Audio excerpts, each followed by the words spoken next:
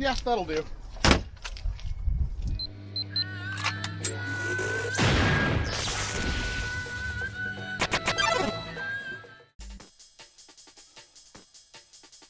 There's so much more cool crap I could be doing a tag back video on right now. Like, see, there are blasters here that you have probably never even heard of before. There are blasters in here in boxes that I don't think I've ever even fired before. I've got new in-box stuff all over the place that I could be doing a far more interesting video on. I've got so much stuff to be looking at. Like, do we even know what this Stinger missile arrow launcher thing is? I don't. Don't forget about the brand new in-box BuzzBee Pirate Blaster that was sent to me eons ago, or this brand new in-box BuzzBee Hawk I could be doing a video on that would be far more interesting than the thing I'm taking a look at today. Or even if we want to go really crazy, I've got the Nerf Junior PC Foam Blaster Kit featuring Attack of the Klepton CD-ROM action games. There are so many better things I could be spending my time taking a look at. But that's not what's going to happen. Because for some reason I had the bright idea of giving the patrons the ability to not only bring Tag back, but also the ability to vote on what blasters they wanted to see. And instead of all the cool things, they chose this piece of garbage. Wow, Walcom, that must be a belt-fed Boomco Halo Spartan laser thing. No, this is the 2009, also re-released in 2011, BuzzBee Belt Blaster. And I gotta tell you, this is one of those blasters that you will see pretty much at every single thrift store you ever go to. And nobody ever picks them up. You wanna know why? Because of this. This is why. You would never find this belt. I had a joke here where I was gonna talk about retiring of how much I could possibly sell this belt for, but unfortunately I found a decently priced one on eBay of all places, right next to this listing of a really reasonably priced BuzzBee Belt Blaster with belt, the first one I have seen that's not on Amazon for like $100, until you look at the $80-something shipping that it would cost to get this thing. I don't know who you are, but I already hate you. So yes, the BuzzBee Belt Blaster. What exactly is this thing?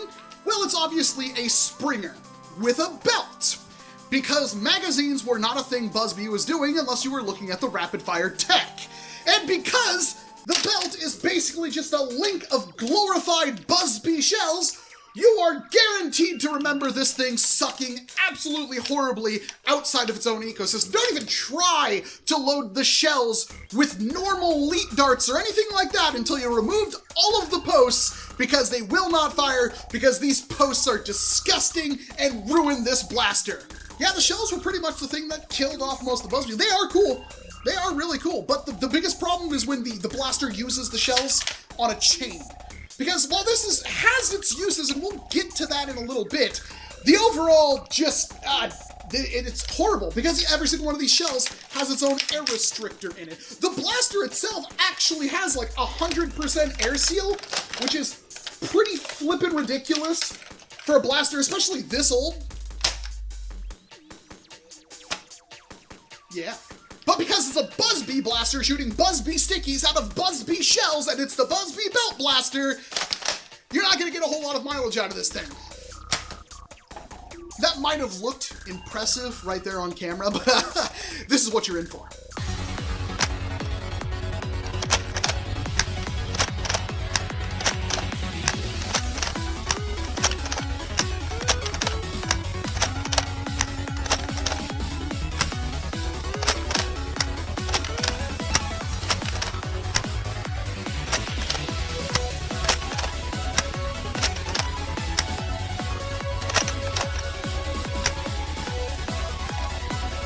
Now, even though that's a lot of negativity, rightfully deserved, it should be said that there is a couple of things going for this blaster. Like, one, you can actually hold it.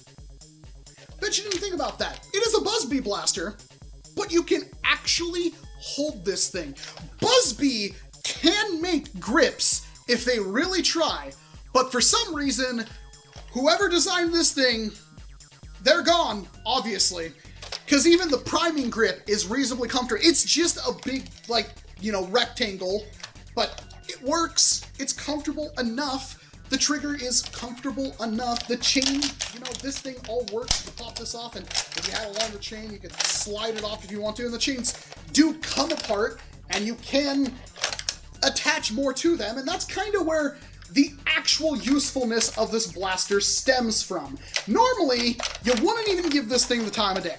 And I completely understand that. Magazines are a thing. Hoppers are a thing. Chains, not so much. And honestly, hoppers can work pretty darn well. But the real use of something like this, being a springer with a manual prime, so it's a manual indexing mechanism, well, if you had more of the chains, let's say like a Home Depot bucket full, you could slay some zombies with this thing in HVZ, because you'd basically fire forever.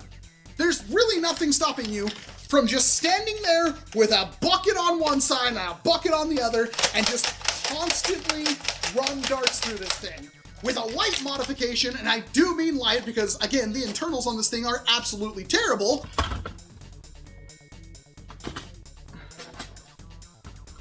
Oh.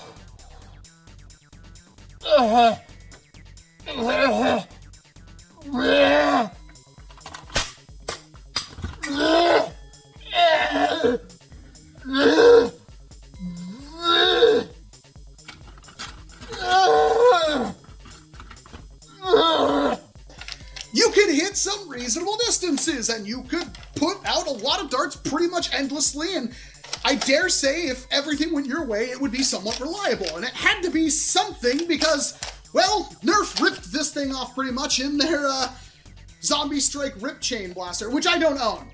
Nobody owns a Zombie Strike Rip Chain. If they do, they don't own it because they actually wanted it. It was probably gifted to them. But that doesn't stop some people. Because this is a thing! I bet you forgot about this one. I certainly did. This is one of those blasters that I did a video on and the video didn't pan out and I just kind of forgot I even had it, and probably for a good reason. It shares pretty much everything with... Oh, I'm gonna... There we go. It shares pretty much everything with the BuzzBee Belt Blaster, but brought up to 2018, 19. The performance is middling, as you would expect, but it's still better than the BuzzBee Belt Blaster, and it is compatible with your normal darts because there are no air restrictors or dart posts inside the shells. There's no air restrictor mechanism to speak of whatsoever. It is a complete straight shot through the blaster, and it has slam fire. I know, you probably didn't expect that, but the funny thing, now this would have been really interesting had I reviewed this at the time, is that on the side of the blaster, there's a little switch right here. And what happens is, if you push that switch up, now it just fires every single time you prime it.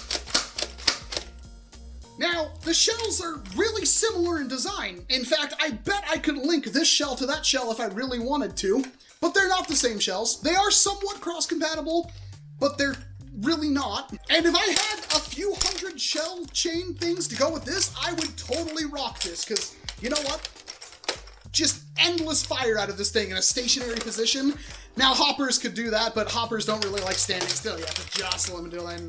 The rival ammo is expensive. I got thousands of darts, who cares? That would be the only use case for blasters like this. And honestly, if the Rip Chain had a similar thing, and you could buy the chain separately, I probably would have said the same thing about the Rip Chain. But unfortunately, it didn't, so I didn't. But for real, I mean, it's not a terrible blaster, especially for the time. But at this point, is there really any reason to pick up the BuzzBee Belt Blaster? No. You see it on the shelf at your local thrift store. It's probably been there forever. Just ignore it. Just leave it there for somebody else to buy and think they can do something with it. And they won't, because they can't. Because it's the BuzzBee Belt Blaster. It is a forgotten relic of a time long past. And maybe something like this will be done again by a company. Not a flywheeler, just a regular pump action with a trigger. No, not the power belt from Dart Zone or Adventure Force, whatever you want to call it. No, that doesn't count either. Has to have a trigger. With the whole, like, just basically take this blaster and just sell the chains separately and let me use whatever chains. And honestly, that's probably a pretty good blaster. And I'm sure some of you have fond memories of the BuzzBee Belt Blaster. I saw some comments, if I lurked around like Nerf Haven and stuff back in the day, of some people saying some things about the Belt Blaster, but it's not worth getting today.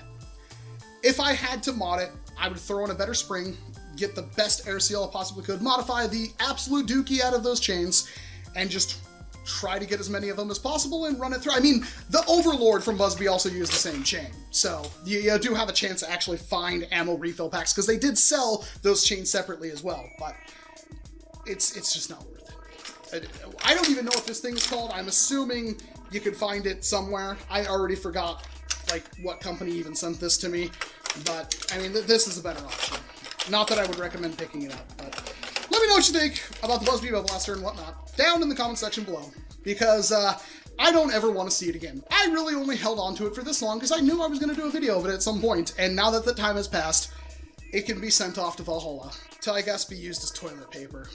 I'm Walcom S7. Thank you very much for watching this video. If you do want to get in on the whole voting of the whole tag back thingy, not next week. Next week I already said it's going to do something else. It's going to be my choice, but the week after that, check out my Patreon.